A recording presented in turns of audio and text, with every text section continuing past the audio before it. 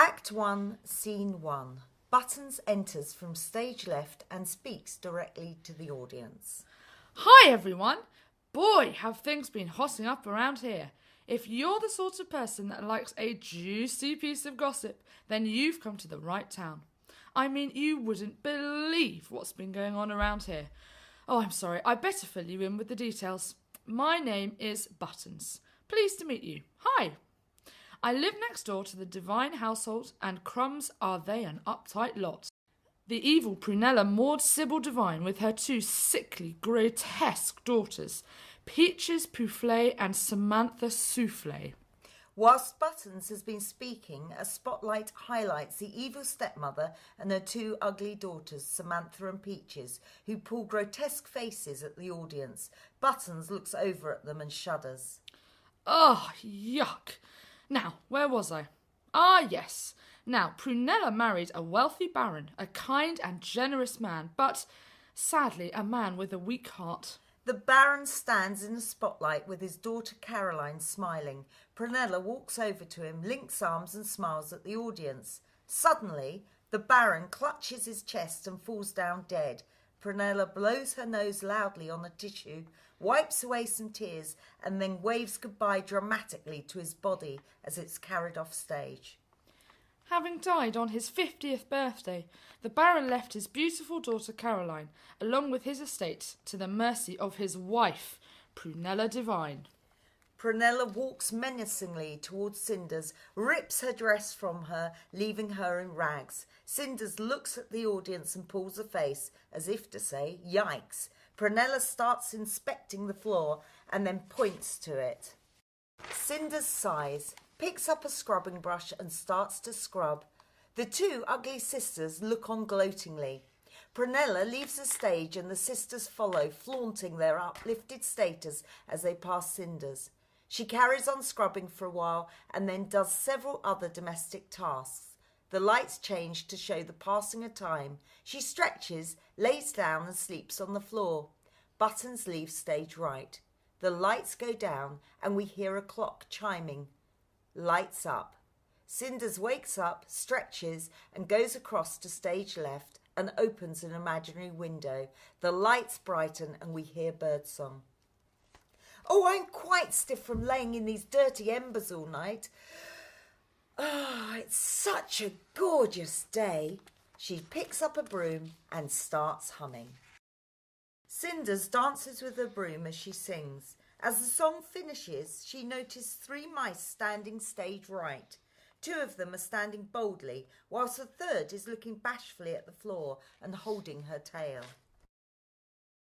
I'm sorry, I didn't notice you all standing there. Good morning, Dimitri. Good morning, Cyrus. Oh, and good morning to you, my little friend. Are you visiting, or have you come to join our happy family? And have you a name then, little one? The mouse looks coyly, clears her throat and is just about to speak when Dimitri pushes her aside and speaks for her. This is my cousin Felicity. She has come to live with us as her mother and father have sadly... Cyrus steps forward excitedly to explain how they died, whilst Dimitri frantically tries to stop him going into detail. They were caught by this huge fat cat. Felicity's mother was the first to go down. A swipe of the paw and swallowed down in one. Her father put up a fight. Cyrus bounces around the stage, reenacting the moment as if he's a boxer. The cat watched, its tail twitching. It swiped at him, throwing him across the room before pouncing. Letting out a blood-curdling yowl, he crunched him up and spat out his tail. Felicity fans herself, looking as if she's about to be sick. Cyrus is about to say something more when Dimitri pushes him angrily aside. Cinders puts her arm comfortingly around Felicity's shoulders. You stupid fool! Look what you've done! You're so tactless! Hey, what's the matter with you? I was just telling it like it was, boss. A ringing bell can be heard, and then the voice of Prunella booms through the auditorium. The mice look round nervously. Cinders looks anxiously around while speaking to Felicity. "Cinders! Where are you, child? I'm dying of thirst up here, and where's my breakfast?" "Well, it's lovely to meet you, Felicity, and what a lovely name. I hope you'll be very happy here. Just be careful of Munchie, our cat. She's rather partial to a bitter mouse." "Yeah, there was this mouse called Tilly, about your age. Well, anyway, the cat was waiting for her in the parlour and—" There you go again, opening your big mouth. Look at the poor kid. You're scaring her witless. It's been lovely meeting you, Cinders. You're so pretty and kind, and you work so hard. I don't know how you manage it all on your own. Okay, kid, she's got the message. Cyrus has been sniffing the air nervously whilst Dimitri speaks. He starts to back away. Dimitri, I think there's something the matter with Cyrus. He's acting real weird. Dimitri has had his back to Cyrus as Felicity speaks. He looks disinterested in her observations. A cat, Munchie, starts to slink into the room, her eyes fixed on Cyrus. She stalks. Cinders is unaware of the situation as she prepares a tray of tea by the stove. Oh, take no notice of him. He's always a bit strange. No, Dimitri, I think we've got trouble. The cat chases Cyrus and there's a humorous scene which ends when the tray crashes to the floor. The bell rings and the voice of Prunella shrieking can be heard. "Cinders, what's all that noise going on down there? If there's a mess, you'll be in trouble. And where is my tea girl?" Act 1, Scene 2. Buttons walks out, centre stage, and talks directly to the audience. Isn't she beautiful? I can't believe how cheerful she stays when she's stuck scrubbing for those divines all day. Of course, they're not up yet. No, they're still laying in bed while Cinders does all the work. Buttons picks up some flowers and knocks on the door to the kitchen. Lights up inside the kitchen as Cinders is working. Buttons calls. Cinders! It's me, Buttons!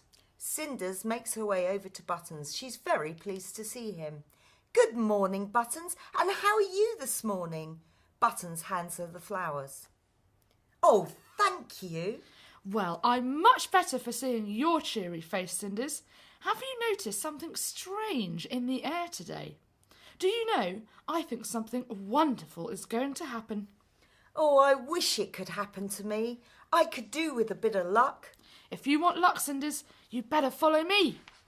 Buttons leads Cinders to the front of the stage and sings a song. The cowboys enter and do a dance. The lights come up stage right. The set portrays a bedroom. A bed is lit with a red light. Smoke is coming up from underneath it.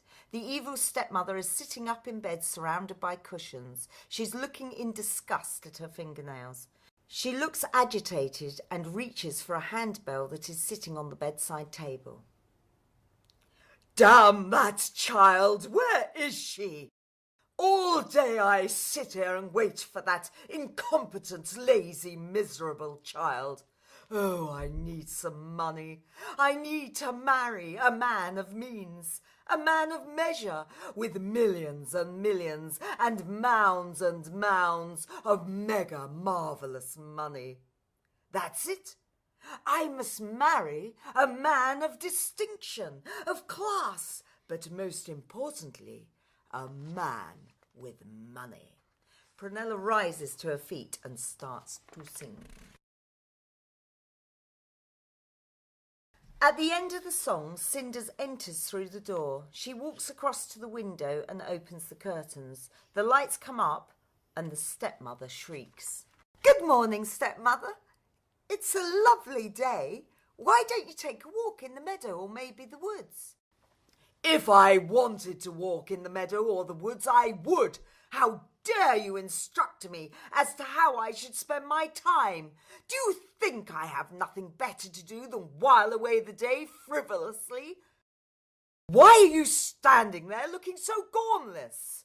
Well, Hold your tongue unless I ask you a question. Now, where's Peaches and Samantha? Oh, they're... Have you served them breakfast yet? Well, not quite. Well, what was all that noise down in the kitchen? Well, my friend... Has the post arrived yet, Cinders? I don't know. Well, girl, has the cat got your tongue? Are you so stupid that you can't answer a simple question? I think I can hear Peaches and Samantha coming now. And yes, I've served them breakfast. The noise was just some pans that I dropped. And no, the postie hasn't called yet. The cat's eating her breakfast. And although I'm not allowed to go to college, I still think I'm fairly bright. What was that, girl? What did you just say? The two ugly sisters can be heard making their way onto the stage. They enter stage left. Cinders pretends she didn't hear her stepmother. Samantha walks across the room, wriggling her big bottom. Peaches looks on, smirking. Why, Samantha, I do believe your bottom has grown overnight. Well, at least I haven't got spots on it like someone I know. You're so catty, you ugly hag. Stop it! Mummy! Stop it! Mummy! Mother, don't listen to her. Whatever she says, it's a lie. No, it's not. Yes, it is. You always lie, you big fat fibber. I'm not big or fat or, for that matter, a fibber. Now, you're just jealous because I'm prettier than you. Ha, ha, ha. As if, ha, ha, ha, you make me laugh. Peaches looks furiously at Samantha and starts having a tantrum. Samantha continues to laugh. Girls, please, give it a rest, for goodness sake. The two pause momentarily before launching into their second attack. Oh, Mother, I really could do with buying some new clothes, you know. Yes, me too. Mummy, look at my hair. I really need a few more visits to the hairdresser. I could do with one of those treatments, you know, where they use honey and waxy stuff. Heat it all up and spread it on. Samantha's been walking to the front of the stage and staring at herself as if looking in a mirror. She sticks out her chest. I'm sure my bust is growing again, Mummy. I think I could do with a new bra. Peaches laughs loudly and barges Samantha out of the way as if looking in the mirror herself. Ha! Where are they? They look more like pancakes. If you want to see boo-boos, then look at mine. It's all padding. It's not. Is? Not. Get there, Mummy. Mummy, Peaches is always being so mean. Do stop her. I have got lovely boo-boos, haven't I? Quiet, girls, please. You're driving me mad. She picks up an envelope that Cinders has just put on a silver tray. What's this? An invitation with the royal seal? The two ugly sisters rush over to their mother and both try and grab the invitation. The stepmother rises to her feet, pushing them aside. She opens the envelope and reads. The two ugly sisters read over her shoulder. A royal ball! Oh, Saturday the 12th of July. To celebrate the prince's 21st birthday? 8 until late. Bring a bottle. Sounds like a real rave. Do you think they'll play any pop music? Mummy! I simply must get a new dress. Some makeup. What about my hair? Should I go red or blonde? Well, I don't know whether to go for the mini and stun them with my legs, or go for the long, sophisticated look. What do you think, Mummy? Stepmother, if I wore my mother's old dress, could I possibly go to the ball? Are you mad? At the end of the song, the two ugly sisters and the stepmother leave the room. The curtains close. Cinders talks directly to the audience in front of the curtains. Oh, that horrible, mean, cruel woman and those two ghastly, miserable sisters. Why do they have to be so mean? I feel so worthless, so down and dirty. Just hit rock bottom. Prince Rupert enters through the curtains and speaks directly to the audience. Absolutely fantastic day! Prince Rupert's the name, charming, dashing and really rather handsome, what? Daddy's lent me his Range Rover. Can't wait to hit this royal ball. My cousin, Prince James, is in a white strop, but must say I really can't wait to meet the girlies. He leaves through the curtains as Buttons enters. So you've met them then? See what I mean? Pretty horrible, hey? Poor old Cinders. What a life. Still, life has its ups and downs for everyone, including royalty. You take the prince. You think he'd have it all, wouldn't you? Well, it's not true. He's a pretty uptight guy too at the moment. Let's see what's happening down at the palace. The curtains open and the prince is standing with his best friend Danny, the king, and the king's advisor Oscar. The prince walks forwards with the king arguing. Oscar and Danny follow. But father, listen to me. I don't want to get married or have kids. I've only just finished university. I want to take a gap year, travel, have a bit of fun, not settle down. Look, my boy, we're in the public eye. One slip and those papers will have a field day. Take it from me. It's better to go with the flow, do what people expect, and keep them happy. Well, you might have arranged a rotten ball, but I'm telling you now, I'm not falling for anyone. Yep, I'm staying strictly single until I'm at least 30. I want to have a good time. The prince walks back over to Danny angrily and they chat together. The king looks furiously at him and stamps his foot. Oscar comes over and tries to calm him down. Oh, that dratted boy! Why is he so stubborn? Well, what are we going to do, sir? Supposing he refuses to come to the ball? Oh, he's not that stupid. He knows his duty. Oh, if only his mother were still alive. That pig-headedness must come from her side of the family. The king and Oscar freeze whilst Danny and the prince walk forward. Hey, Danny, what should I do? Look, James, why don't you go for a bit of a stroll down by the lake? I'll get the fish and gear and meet you down there. It'll give you a chance to cool off a little. That's not a bad idea. OK, I'll see you down there. Prince Rupert enters and exclaims when he sees his cousin. The prince carries on walking, waving as he walks past. Hey, Jamie, I'm here. Looking forward to tonight. He looks deflated as the prince has now left, ignoring him. I say, no need to be quite so rude, old chap. He puts his hands in his pockets and follows the prince off.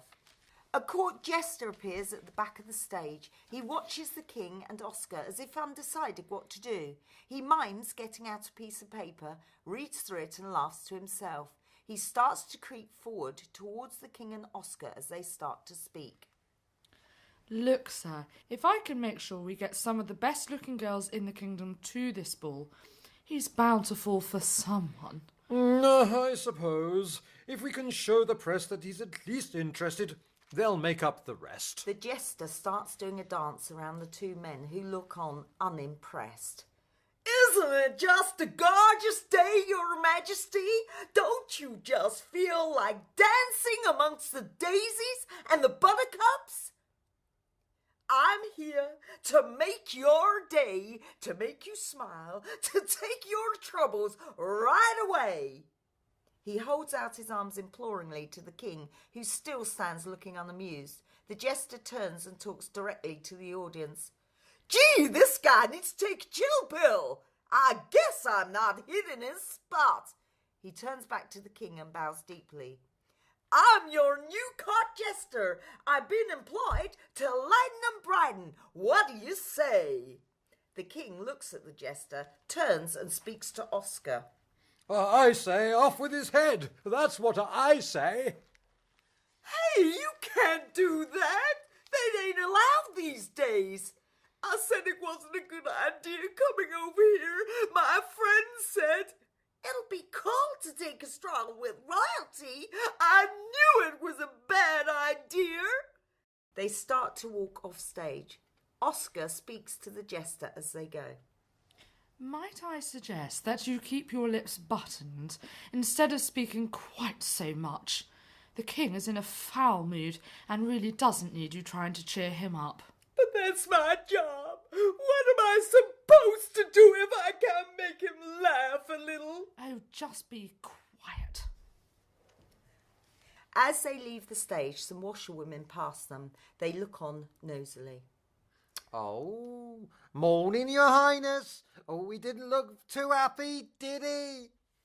The four women make their way to the front of the stage. The prince wanders on as if out for a walk. Prince Rupert also walks past, looking a little forlorn.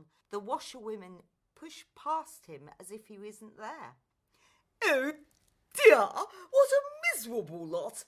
I've lost the prince. He's run away and I'm rather upset. Oh dear, I think I'll go and find a nice coffee shop. Yes, coffee and jockey cake. That's the answer. He strides off purposefully.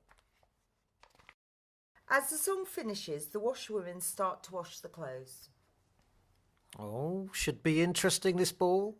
My Harry's gonna look the part in his barman's gear. Do you think he'll meet a princess and marry?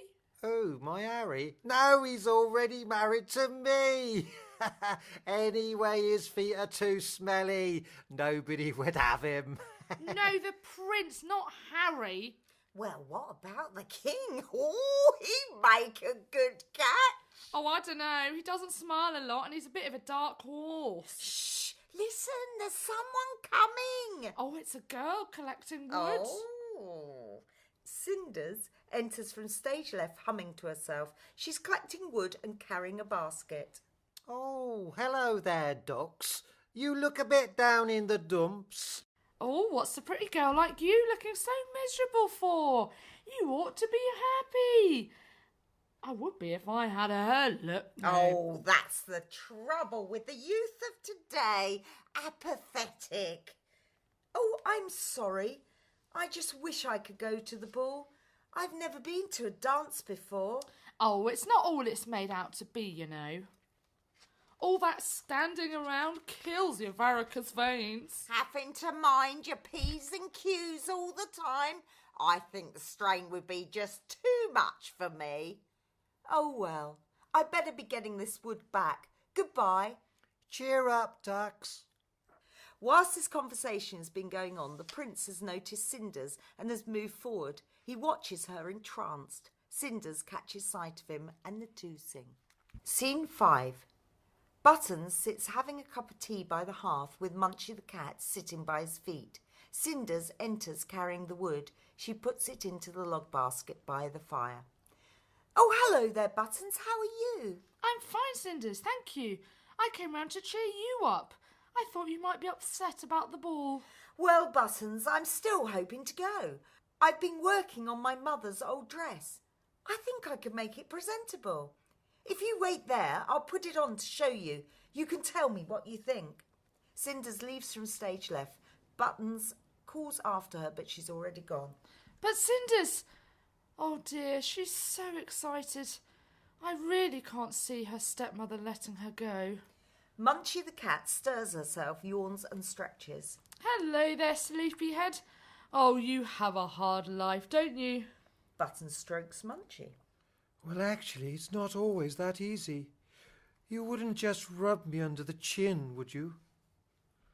Oh, yes, that's good. What's so hard about your life, then? Well, if you pour me a bowl of cream, I might just consider telling you. Getting up and picking up a bowl, he pours some cream into it and puts it down near Munchie. Munchie saunters forward. OK, it's a deal. At the end of the song, Munchie goes over to the bowl and starts to lap up the cream. Cinders enters excitedly, dressed in her mother's old dress. What do you think? You look great. Buttons is interrupted by Peaches and Samantha as they enter from stage right with their mother.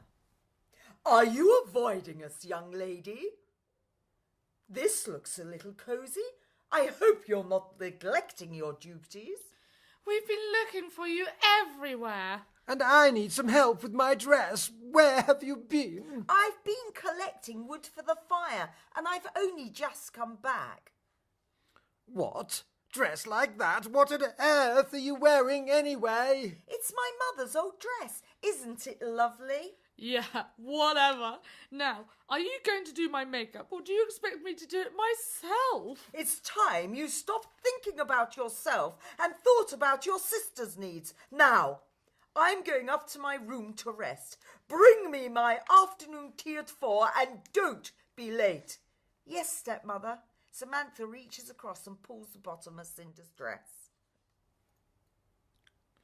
What's this rag hanging out of the bottom? The material tears in her hand and rips Cinder's dress. Real quality, hey? Oops. So sorry. Hey, you two, leave poor Cinders alone. Why should we? And what's it got to do with you anyway? Yeah, who asked you? Listen, leave poor Buttons alone. I'll be along to help you with your dresses in a second. I've just got to help put the dinner on. Well, just make sure you do. We haven't got all night. Peaches, my dress is going to be divine. I'm going to leave the prince feeling quite breathless. I think you'll find he only has eyes for me. As if. Yes, as if. Well, I'd better go and feed the horses, Cinders. Cheer up. Maybe you'll have a bit of luck soon. Oh, I wish. Cinders comes forward in front of the curtains and starts to sing. Scene 6. Cinders is sitting by the steps at the front of the stage. She has her head in her hands and is looking gloomy. Prince Rupert enters and speaks to the audience.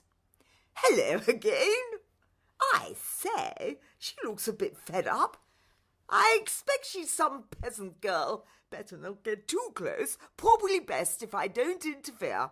These commoners sometimes resent us royals, probably because we're quite clever. He leaves quietly through the curtains. The fairy godmother enters from the back of the auditorium. She's holding a gin bottle and is swaggering from side to side, hiccuping loudly. She has a handbag clutched in her other hand and speaks with a northern accent. Excuse me, is this the way to the Divine household? Oh, I've got such an headache. Do you know, I've been walking for hours trying to find this house. Now, where is she? Don't say she's gone to bed. That would be just my luck. Oh, me goodness, what was that? Excuse me, can I help you? Well, it depends on what your name is. Are you one of those disgraceful divine girls, or is your name Caroline? My name is Caroline, but most people call me Cinders. So you're Caroline, or should I say Cinders? Well, well, well. Fill her up, will you, lass? Would you like tea or coffee? Haven't you got something a little bit more intoxicating? Perhaps a coffee would be best. Would you mind me asking who you are and how you know my name? Haven't I told you that? Oh, me dear, I'm your fancy godfather. Oops. Oh, no, that ain't quite right. I'm your fairy godmother. Are you really? Yep, really. Now tell me, me dear, what's your wish? Oh, that's easy. To go to the ball. Well, that shouldn't be too difficult. Let me just find me wand and my magic fairy dust. I tend to get a bit muddled when I get to this bit. I stand there with me bells spook. No, that's not right. I stand here with me spell book, ready to grant you a fish. I think that should be wish, not fish. Aye, yeah. You're right there, lass. Ready to grant you a wish. So say after flea. That should be me. What should be you? No, me. So say after me. Oh, I see what you mean. Right, here goes then. I stand here with me spell book, ready to grant you a wish. So say after me, we've counted to 3 and we're off to the ball with a push. Oh, damn it, that should have been a whoosh. The lights flash and then there's a bang. Everything goes back to normal and Cinders and the fairy godmother are still standing there. I don't think anything's happened. No, it appears not. I seem to be losing my touch. What you need is a carriage to take you. But where can I get a carriage? Well, use your imagination. We'll have to make one. Make one? But how? A builder walks across the stage and the fairy godmother calls him over. Excuse me, young man. Could you help us make a carriage? Why, of course I can, ma'am. Lots of builders enter and sing and do a dance. Buttons and the palace footman, Jake, are sitting at the front of the stage. The curtains are closed. Prince Rupert runs up through the audience looking very excited. He reaches the stage, turns and bows deeply to the audience. Prince Rupert at your service. Well, come on, man. Where are your manners? Get to your feet, for goodness sake. Where do I go? Sorry, sir. Through here. What a plonker. So how many guests are you expecting? About 300, I think. Looks like it's going to be a long night. Still, the overtime will come in handy. He stands up as some guests make their way through the audience and up through the curtains. Oh, excuse me. Some more guests arriving. Do you have an invitation, sir? Thank you very much, sir. Madam, enjoy your evening. Well, as you can see, it's the night of the ball. The Divines were one of the first to arrive, although I don't think they've been introduced to the royal family yet. I was hoping poor old Cinders would have sneaked out, but I haven't seen her. Anyway, let's join the guests at the royal ball. The curtains open to reveal a ballroom. Guests stand around with glasses of wine chatting and the butlers offer them food. The Lord Chamberlain steps forward and speaks in a loud voice. Prince Rupert makes a dramatic entrance and starts dancing very strangely. Oh, what fun! Now I'm really walking. By order of the royal family, may the dancing commence. My lords, ladies, please take to the floor. The couple start dancing. The prince and Danny walk onto the stage looking bored. They make their way to the front of the stage, but the Chamberlain stops them to introduce them properly. The prince raises his eyebrows and sighs loudly. Please all rise for His Majesty, Prince James. The guests bow and curtsy as the prince walks past them. This looks as exciting as ever, Danny. I think we're in for a rather dull evening. It does look that way. Are all the guests here yet? Nearly. I think you're in for a bit of a treat. The Divine Sisters are just about to be introduced. The who? You know, the two most stunningly attractive women in the kingdom. Look, here they come. My lords, ladies and gentlemen, Peaches Poufflet and Samantha Soufflet Divine. The two ugly sisters walk on from stage right and grin at the prince. He looks at them in horror. Oh, yes, I remember. Gross! Samantha and Peaches stand clutching each other, giggling and staring across at the prince. Oh, Peaches, he's looking right at us. The prince, he's staring right at us. Oh, I feel faint. I feel all giddy. Has my face gone red? Scarlet, smile at him and let him know we're interested. Gooey, hello. But my mouth has gone all weak. The two wave and smile at the prince. Let's do it, Samantha. Let's do the dance. Are you sure? You don't think it might be a bit much for the ball? Look at him. He loves us. We've just got to do the dance.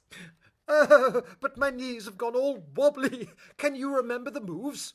To the left, to the right, arms up, legs across. Here we go. Here's our music. We're a hit. Oh, my tights have gone, and I'm dying for the loo. Okay, plan of action. We'll freshen up and catch the prince later. I'm sure he can't wait to meet us. Over. Bye-bye. Bye-bye. My lords and ladies, Miss Caroline. Hey, Danny, who's that girl? I'm not sure. I've never seen her before. She's different from the rest. Look at her smile. Interested, are we? I'm sure I've seen her before. Excuse me, Danny. Miss Caroline, have we met? As the two have been singing, they've been waltzing around the stage. The prince suddenly realises that everyone is watching them. Let's go outside and talk. OK. The two leave the stage hand in hand and the guests at the ball step forward. Who's that girl? I'm not sure. She looks a bit like that divine servant girl, you know, Cinders. I can't imagine Prunella letting her out. Speak of the devil. The king and Prunella walk to centre stage from stage left. Prunella, you're a fascinating woman. I can't understand why we haven't met before. Oh, Charlie, you're so manly, so strong, so commanding. The ultimate Queen of England. I've found my man. The stepmother performs a dance and song. The other guests hiss and boo, showing their dislike, but the king is completely entranced, as if he's under a spell. Scene 2. The lights come up and the people are dancing in the ballroom. The sound of a clock chiming 12 can be heard. Cinders comes running through the people on the stage. She's followed by the prince. She comes to the front of the stage and runs down the steps, leaving a shoe. The prince picks up the shoe and watches her run out of the auditorium. Caroline! Caroline, come back! Please come back! What's the matter, James? Where's Miss Caroline gone? We were just talking and then she just ran out. Look, she's dropped her shoe. Did you find out where she came from? What town she lived in? No, but I'm sure she's local. Danny, we've just got to find her. The prince walks over to the chamberlain and talks to him. The chamberlain then takes a step forward. My lords, ladies and gentlemen, pray silence for the prince. There will be a reward of £20,000 to the person that can give me the whereabouts of Miss Caroline. There is excitement within the ballroom. The prince walks over to Danny. Danny, call a press conference for tomorrow morning. For once we can use them. In the meantime, let them know that the lady whose foot fits this shoe will be my wife. Crumbs, James. Is that really wise? Anyway, you've changed your tune. Hurry, Danny. Just do it, please. The prince and Danny leave from stage left. The guests surge forward. Let's search quickly. £20,000. The Caribbean. Or perhaps the Bahamas. A new car. Scene 3, Act 2. A group of journalists enter from stage right. The prince and Danny enter from stage left, and the press move towards them. OK, stand back, stand back. Give the prince room to speak. So had you met Miss Caroline before the night of the ball, Your Highness? What's the age difference, sir? No, I met Miss Caroline for the first time last night, and no, I don't know how old she is. In fact, is that really relevant? Will you be living at the palace if you marry? Are you planning on having a family? For goodness sake, this is ridiculous. The purpose of making a press call was to try to establish the whereabouts of Miss Caroline. But, sir, the readers like to know. We have to pull at the heartstrings, sir, so that they empathise with you. Absolute rubbish. Danny, please get rid of them. Get them off my property. OK, that's it for the day. Would you please all leave? Danny starts to push them away, but one journalist turns to the audience as if to speak to the television camera. As you can see, the prince is distraught by the disappearance of his newfound love, Miss Caroline. This is Libby Burbridge for UTV. Danny pushes the presswoman off the stage and the prince is left alone. Scene 4, Act 2. The curtains open to reveal a market square with people shopping and chatting. Buttons is standing eating an apple. He realises that the audience is watching and steps forward. Well, as you can imagine, everyone in the kingdom is talking about the disappearance of Miss Caroline. Everyone is very keen to receive the £20,000 reward. A song and dance are performed by the market sellers. At the end of the song, Button steps forward. Miss Caroline isn't the only thing that's gone astray. Our cow, Gertrude, has been missing for days. Has anybody seen her? Gertrude appears from stage left and stands behind Buttons. She's behind you! Behind me? Where? There! Behind me? Where? You're having me on. Oh, no, we're not. Oh, yes, you are. Oh, no, we're not. Gertrude bumps into Buttons. Oh, Gertrude, you dreadful cow. We've been looking for you everywhere. Well, Gertrude, we really do need to find Caroline. Do you know where she is? Gertrude nods her head. You do? Well, why didn't you tell us in the first place? Come on, you'd better show us the way. Everyone leaves the stage. Scene 5, Act 2. The curtains open to reveal the divine household. Cinders is in the kitchen, which is dimly lit, and the ugly sisters are in their mother's bedroom with Oscar and their mother. Peaches is exclaiming loudly. If you look very closely inside the shoe, you'll find my name written very clearly in it. Oscar squints and looks inside the shoe. Do you always write your name in your shoes then, madam? Why, you rude little man. Of course I do. Is there something wrong with that? Oh, no, madam. I was just intrigued, that's all. Well, I'm afraid there's no name in this shoe. Peaches pushes Oscar out of the way, shrieking at him. That's because you're blind, you silly little man. Samantha walks across the stage and sits down. Peaches, you know they wouldn't fit. Those shoes were designed for my elegant feet. Now pass it over, man, and stop wasting your time on her. Samantha waves her sock-clad foot at Oscar, who holds his nose and fans the air. It looks a little delicate for your foot, madam. Give it to me, you nasty little man. How dare you? My feet are merely a little puffy after all that standing around at the ball last night. Oscar holds the shoe above his head and the two ugly sisters fight each other to reach it. Cinders knocks at the door. Enter. Excuse me, Mother, but may I try on the shoe? Don't be so foolish, girl. Get back to your chores. No. My orders were that every woman in the kingdom should try on the shoe. Come here, my dear. This is absurd. A servant girl? Oscar leads Cinders over to the chair and hands her the shoe. Peaches grabs it and bangs it on the floor before jumping up and down on it. If it doesn't fit me, then no one is going to have it. So there. You have damaged royal property, and the penalty for that is beheading. Peaches falls to the floor, wailing pathetically. Oh, you can't behead my sister. Who will I go shopping with? Oh, Peaches. Perhaps I can help matters. You? What could you possibly do? Well, I have the other shoe to fit the pair here. The stepmother, Oscar, and the two ugly sisters all gasp as Cinders pulls out the other shoe and places it on her foot. Oscar bows deeply. Why, Miss Caroline, the shoe fits. Please prepare yourself to meet the prince. The stepmother and ugly sisters freeze while Cinders sings and dances. Scene 6, Act 2. The fairy godmother walks from behind the curtain and talks directly to the audience. I've got to say I'm choked. Cinders is well done with that, Prince.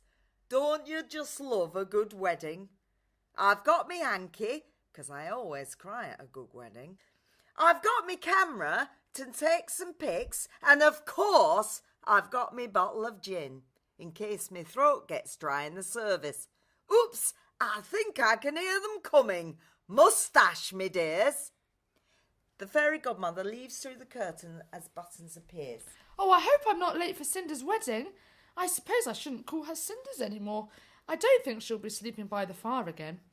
I'll miss popping in for a chat and a piece of cake. I'll just have to turn up at the palace instead. The curtains open to reveal the prince standing with Cinders facing the audience. The vicar stands with his back to the audience facing Cinders and the prince. He turns to the audience and speaks. We welcome you today to bear witness to the joining together of James, Archibald, Henry, Hubert, Geoffrey, Kingsley, Albert, to Miss Caroline Devine. Some guests arrive and sing Let's Build a Marriage in between the verses. Do you, James, take Miss Caroline Devine to be your lawful wedded wife? I now pronounce you man and wife. All the guests sing and throw confetti, then the prince and Danny step forward. We nearly forgot our trunks. Where are they? Here they are, but they're very heavy. Whatever have you packed? Only the usual sort of thing for the Caribbean. What was that? Buttons and Danny open the trunk and out step the ugly sisters. What on earth are you two doing in there?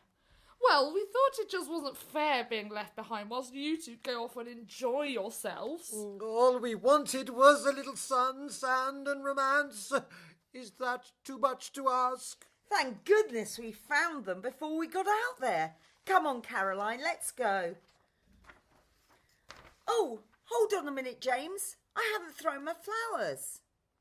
She throws the flowers up in the air and the evil stepmother charges forward, pushing the others out of the way to catch them. Yes, the future looks bright. The king wanders on just at that moment and Prunella makes her way over to him. Why, hello, Charlie. Shall we be able to? Okay. We're a hit. Okay, right.